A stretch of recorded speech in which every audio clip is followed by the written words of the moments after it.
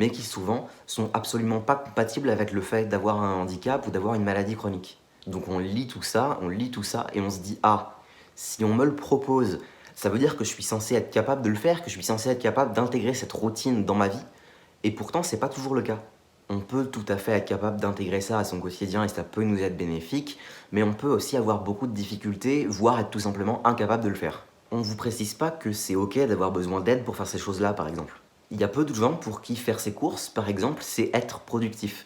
Parce que beaucoup de gens pensent que ça devrait couler de source, qu'on devrait le faire machinalement et facilement.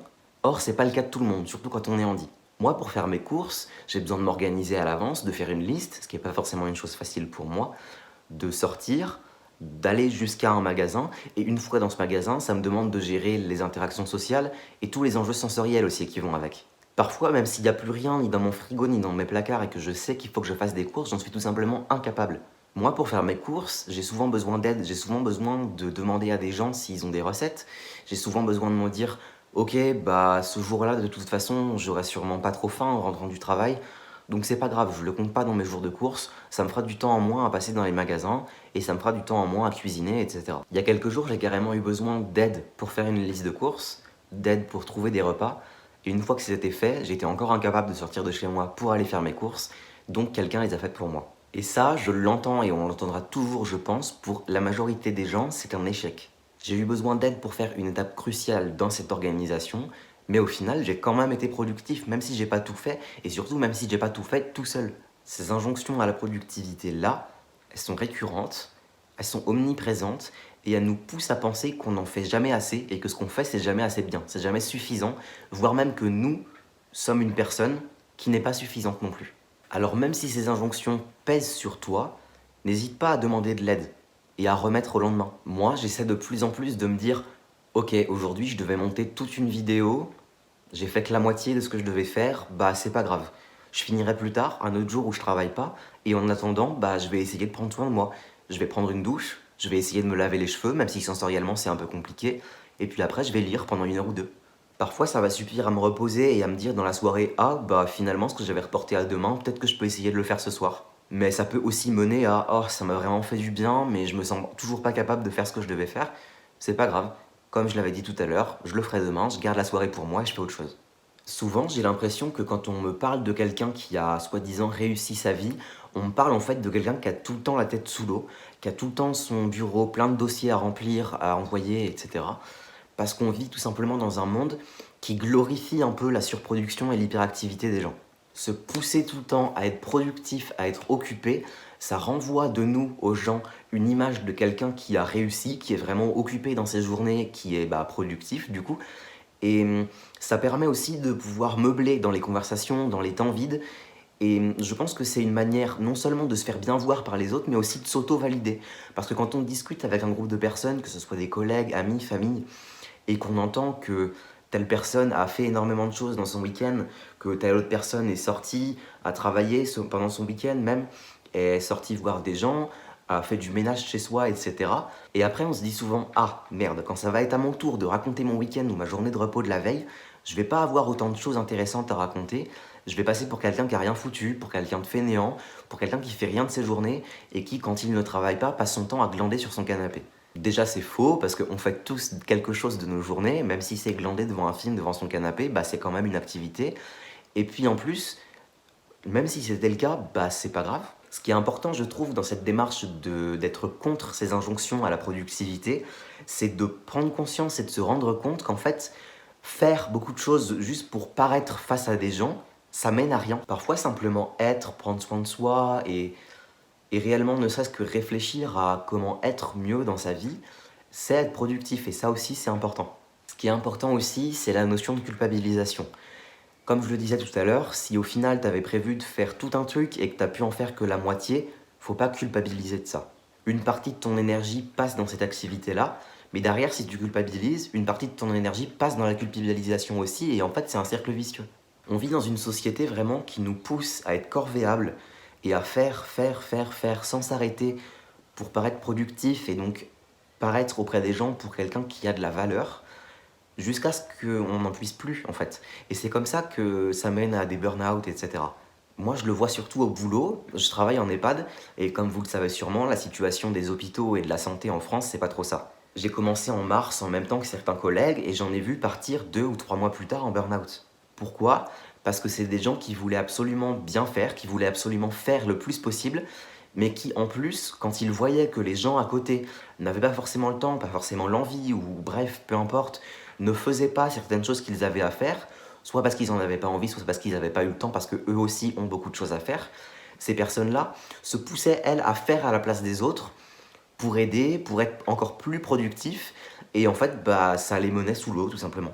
Si tu as l'énergie de faire quelque chose, fais-le. Mais fais-le pour toi, pas pour paraître. Ne le fais pas pour la norme, pour l'image qu'on aura de toi, pour ce qu'on attend de toi. Oui, ton travail, ce que tu produis, ça a de la valeur, mais ton corps et ton état de santé, ça a une valeur encore plus grande. J'ai eu l'impression que ces injonctions à la productivité, elles ont vraiment repris de la forme quand il y a eu le confinement. On a vécu une situation politique et sociale qui était nouvelle, qui est historique. D'ailleurs, je pense que dans quelques années, on verra ça dans les bouquins d'histoire de nos enfants. Et pendant ces temps-là, on voyait beaucoup de choses à la télé, dans les médias de manière générale, qui nous poussaient à être plus productifs pendant ces journées, puisque comme la majorité des gens ne pouvaient pas aller travailler, on nous poussait à croire que même si on ne travaillait pas, et que ça pouvait être positif, puisqu'on pouvait prendre du temps pour nous, pour jouer aux jeux vidéo, pour se reposer, faire des siestes dans la journée, non, c'était pas suffisant. Il fallait absolument qu'on se pousse à faire d'autres choses, qu'il fallait qu'on se mette à faire du sport, par exemple. On voyait beaucoup ça, notamment à la télé, dans les émissions qui pouvaient pas passer à cause du confinement. On remplaçait ça par des trucs de sport, en mode oui, allumez votre télé, regardez-nous et faites du sport avec nous. On a vu aussi beaucoup de gens sur les réseaux lancer leur business et écrire des livres pendant ce temps-là. Et ça poussait les gens à regarder les autres et à se dire quoi? Tu regardes ton portable dans ton jardin, tu joues aux jeux vidéo sur ton canapé. Comment ça, tu prends pas le temps de faire du sport, de débuter une nouvelle formation ou d'apprendre une nouvelle langue? Et moi, j'en avais vraiment assez de ces gens qui nous mettaient la pression à longueur de journée. Ça, je vais pas forcément le développer dans cette vidéo-là parce que je me suis pas assez renseigné pour vous en parler longuement, mais je pense que derrière ça, il y a aussi un gros problème de capitalisme et de rentabilité. Je suis pas là pour te parler politique, de toute façon, je m'y connais pas assez pour ça, mais quelque chose que je voulais de manière importante lier à ce problème d'injonction à la productivité, c'est le validisme. Le validisme, qu'on appelle aussi parfois le capacitisme, c'est une oppression qui prend une forme assez pesante sur les personnes en situation de handicap. Le validisme, c'est donc toutes ces oppressions qui pèsent sur les personnes handicapées et notamment sur leur productivité. C'est pour ça que je voulais t'en parler aujourd'hui. Parce que oui, les personnes handicapées et malades souffrent encore plus d'injonctions à la productivité que les personnes valides. Une personne handicapée et ou malade est amenée à pouvoir faire moins de choses qu'une personne valide dans ses journées. Elle peut pas forcément travailler, ou du moins pas forcément travailler à plein temps. Elle n'est pas forcément capable de sortir souvent de chez elle, pas forcément capable, pareil comme je l'ai dit tout à l'heure, de faire ses courses toute seule, de faire son ménage toute seule, etc. C'est des personnes qui ont souvent besoin d'une aide humaine ou d'une aide financière, peu importe. Et donc ces personnes-là, c'est pas forcément qu'elles en font moins dans leur journée, c'est tout simplement qu'elles font ce qu'elles peuvent.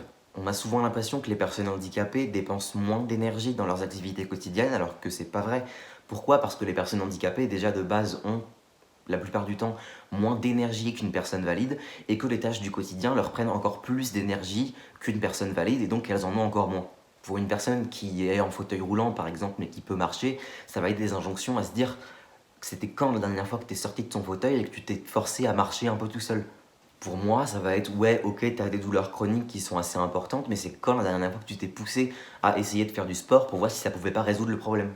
Et pour les personnes handicapées et ou malades, ça va être encore plus compliqué parce qu'il y a souvent cette barrière qui est très floue entre le travail pur et dur et la productivité entendue par les personnes valides et ce qui, pour encore une fois, pour les personnes valides, va tout simplement relever de quelque chose de machinal et qui est pour notre santé physique en fait. Donc la productivité, c'est quelque chose de très subjectif parce qu'on n'a pas tous la même énergie dans une journée et faire nos choses du quotidien nous prennent pas forcément la même dose d'énergie à chacun.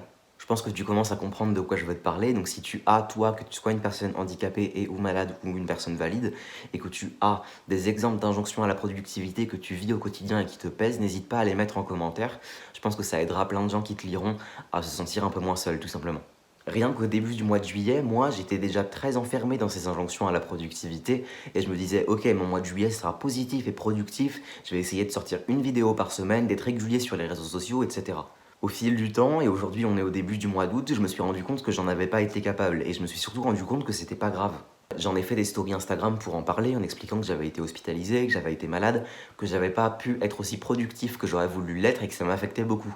Et au final, je me suis rendu compte que même si j'avais pas été aussi productif que j'avais voulu l'être, effectivement, je l'avais quand même été, j'avais quand même fait des choses, et que même si j'avais rien fait, que j'avais pas posté de vidéo pendant 2 mois et que j'avais disparu des réseaux sociaux, c'était pas grave.